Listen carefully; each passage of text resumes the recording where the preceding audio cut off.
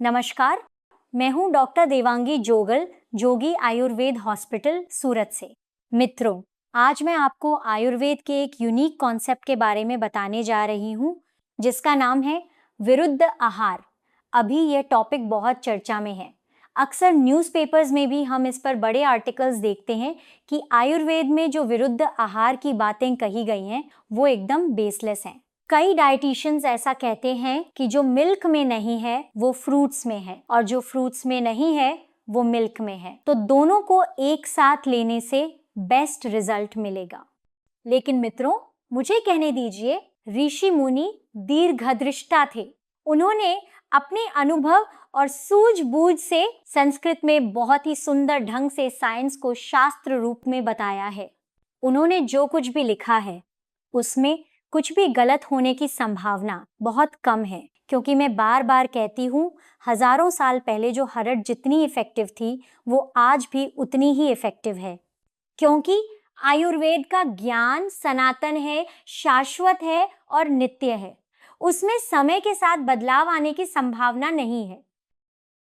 हमने कई बार देखा है कि किसी वनस्पति के जो गुण ग्रंथों में लिखे गए हैं, अगर आज उस पर रिसर्च किया जाए तो बिल्कुल वही गुण उसमें आज भी पाए जाते हैं। तो चलिए अब हम बात करते हैं विरुद्ध आहार की। विरुद्ध आहार को कई स्टेप्स में डिवाइड किया गया है, यानी हर एक प्रकार का विरुद्ध, जैसे कि देश विरुद्ध, काल विरुद्ध, मात्रा विरुद्ध, सात्म्य विरुद्ध, इन सभी का हम डिटेल में डिस्क्रिप्शन देखेंगे। सबसे पहले है देश विरुद्ध। देश यानी वह स्थान या क्षेत्र जहां आप रहते हैं, उस स्थान का जो फूड या डाइट पैटर्न होता है वही आपको अनुकूल होता है, क्योंकि वो वहां की क्लाइमेट और एनवायरनमेंट के अनुसार होता है। इसलिए जहां तक संभव हो वही रीजनल फूड अपनाने की सलाह दी जाती है। लेकिन हमारी आदत कैसी है कि अगर हम भारत में हैं तो हमें लगता है कि हमें इटालियन, मैक्सिकन या चाइनीज खाना चाहिए, और अगर हम इटली घूमने जाएं तो हमें वहां जाकर लगे कि काश कहीं से हमारा देसी खाना मिल जाए। तो बात यह है कि ऋषि मुनियों ने साफ कहा है कि आप जहां रहते हैं उस रीजन के अनुसार ही आपको आहार लेना चाहिए। इसके बाद दूसरा विषय है, जैसे हमने देश विरुद्ध देखा, ऐसे ही काल विरुद्ध। काल यानी समय। अगर समर के मौसम में आप बहुत ज्यादा पित्तकारक यानी तीखा या गरम स्पाइसी फूड खाते हैं तो वह काल विरुद्ध कहलाता है। उसी तरह विंटर में जब मौसम बहुत ठंडा होता है और आप अधिक आइसक्रीम, कोल्ड ड्रिंक्स या बर्फ जैसी कफकारक चीजें खाते हैं तो वह भी काल विरुद्ध है। तीसरी महत्वपूर्ण बात है मात्रा विरुद्ध। मात्रा यानी माप।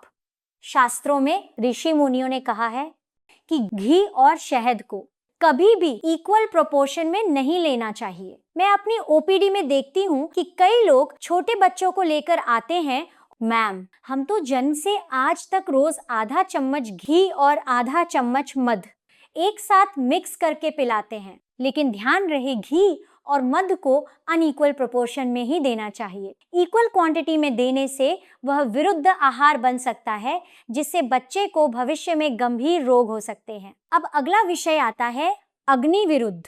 यहाँ अग्नि से मतलब है आपका जठराग्नि, आपको कितनी भूख लगती है। जनरली छोटे बच्चे होते हैं तो उनके पेट में कम ही समाता है, लेकिन हमारा स्वभाव ऐसा होता है कि घी में डूबी हुई रोटी को बार बार बच्चे के पीछे घूम घूम कर खिलाते हैं। आखिर में पूरी रोटी उसके पेट में डाल देते हैं और फिर हमें लगता है जैसे हमने कोई युद्ध जीत लिया हो। इसीलिए सबसे पहले उसके पेट को पहचानिए। अगर उसे भूख नहीं है और हम जबरदस्ती खिलाते जाएं तो वो भी विरुद्ध आहार बन जाता है। उसी तरह अगर कोई यंगस्टर है और उसे बहुत तेज भूख लगती है और फिर भी आप उसे बहुत हल्की चीज बहुत कम मात्रा में देते हैं तो वो भी विरुद्ध आहार कहलाएगा। इसलिए ये बात हुई अग्नि विरुद्ध की। जितनी आपकी जठराग्नि तेज है, जितनी आपको भूख लगी है, उसके हिसाब से ही शरीर में आहार जाना चाहिए। अब अगला विषय है सात्म्य विरुद्ध।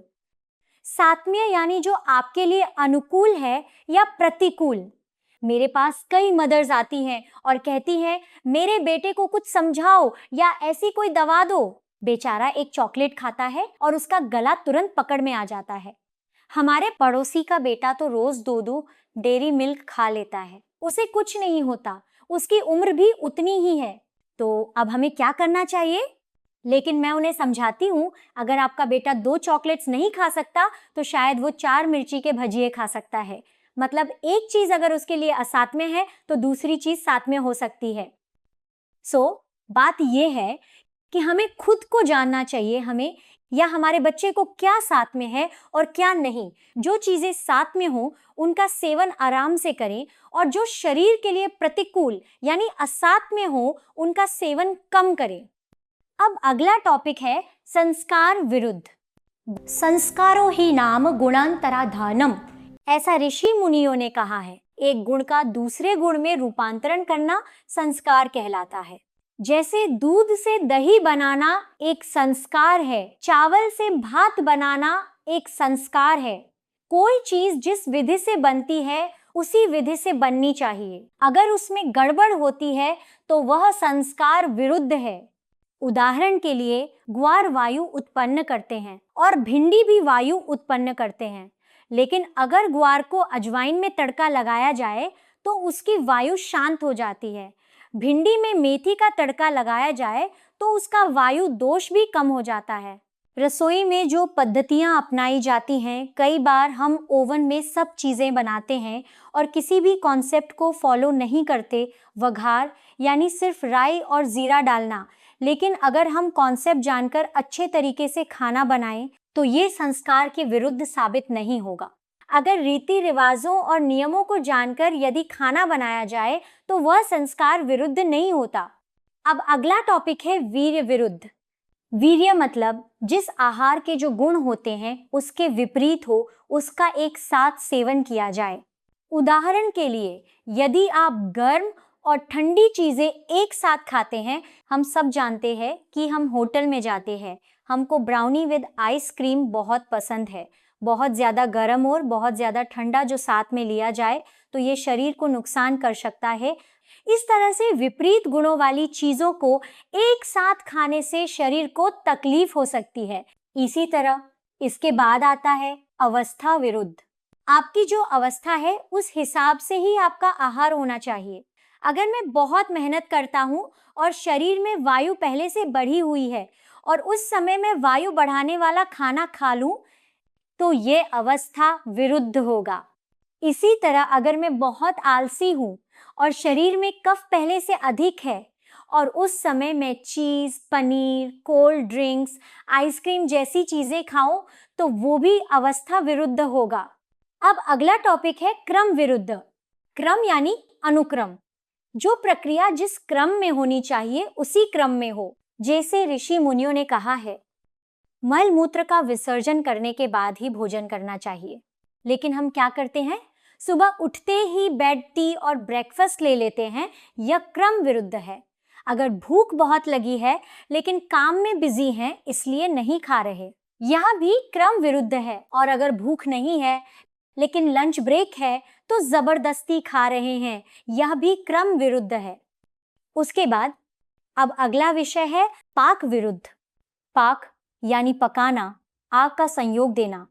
जनरली मेरा सभी बहनों से सवाल है कि हमें पता है कि दालों को भिगोकर कुकर में डालने पर आमतौर पर इतनी सीटी में दालें पक जाती हैं, लेकिन हम क्या करते हैं, हम एक सीटी ज़्यादा ही लगाते हैं कि शायद कच्ची रह जाए। तो नियम के अनुसार अगर आपकी दाल 3 सीटी में पक जाती है और आप 4 सीटी लगाते हैं तो वह ज़्यादा पक जाती है, उसके पोषक तत्व उड़ जाते हैं और शरीर में वह उतनी उपयोगी साबित नहीं होती जितनी होनी चाहिए। और उसके बदले जो आप 2 सीटी लगाते हो तो वह कच्चा रह जाता है और शरीर में वायु उत्पन्न करता है। इसका मतलब यह है कि जिस चीज को जैसे पकना चाहिए वैसे ही पकाना चाहिए। अग्नि का संयोग जितना जरूरी हो उतना ही देना चाहिए, नहीं तो ये पाक विरुद्ध होगा। अब सबसे अंतिम और महत्वपूर्ण विषय है संयोग विरुद्ध यानी कॉम्बिनेशन नॉट अलाउड। अभी हाल में मेरे साथ एक घटना हुई। एक व्यक्ति के घर मुझे खाना खाने जाना था। वो खुद कुकिंग एक्सपर्ट थे और कुकिंग क्लासेस चलाते थे। मैं जाने वाली थी तो उन्होंने मेरी खातिर एक स्पेशल डिश बनाई। जब मैंने उसकी रेसिपी देखी, आई वॉज शॉक्ड। ऑलमोस्ट सब कुछ विरुद्ध आहार था। इसीलिए मेरा कहना यह है कि फाइन, आप कम से कम कॉन्सेप्ट जान लो कि आयुर्वेद के ऋषि मुनियों ने कौन सी चीज को एक साथ मिक्स करने को ना बोला है। जो इस कॉन्सेप्ट के अकॉर्डिंग खाना बनाओगे तो भविष्य में आपके शरीर के लिए नुकसानकारक साबित नहीं होगा। जैसे हम सबको पता ही नहीं, पर तुलसी वाली चाय विरुद्ध आहार है। विरुद्ध आहार का यह नियम है कि कभी कभार अगर कोई चीज आप खा लें तो उससे ज्यादा नुकसान नहीं होता, लेकिन अगर आप उसे बार बार खाते रहेंगे तो वो नुकसान करेगा।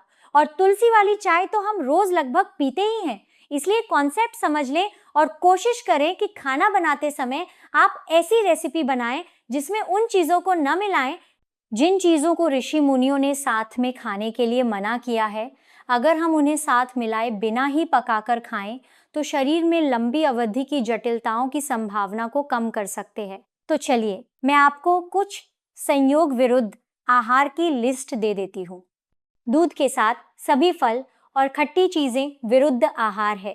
दूध के साथ मांस, कॉड लिवर ऑयल, लहसुन, प्याज, मूली, गाजर, गुड़, नमक, तुलसी, सरगवा, फणस, इमली और मछली विरुद्ध आहार है।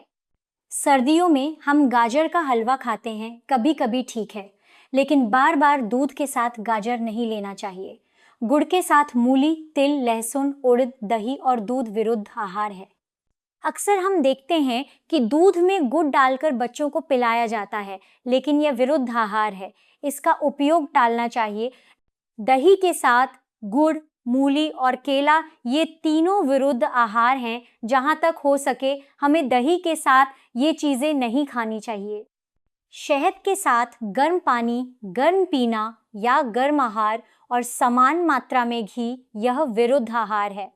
शहद के साथ मांस, मकई, मछली, मूली और कटहल ये चीजें विरुद्ध आहार हैं। तो मित्रों, आशा है कि विरुद्ध आहार का यह बेसिक कॉन्सेप्ट आपके दिमाग में क्लियर हो गया होगा। ऋषि मुनियों ने जो ज्ञान हमें दिया है उसे हम अपनाएं और भविष्य में होने वाली बड़ी बड़ी बीमारियों से दूर रहें। इसी शुभकामना के साथ मैं विराम लेती हूँ। धन्यवाद।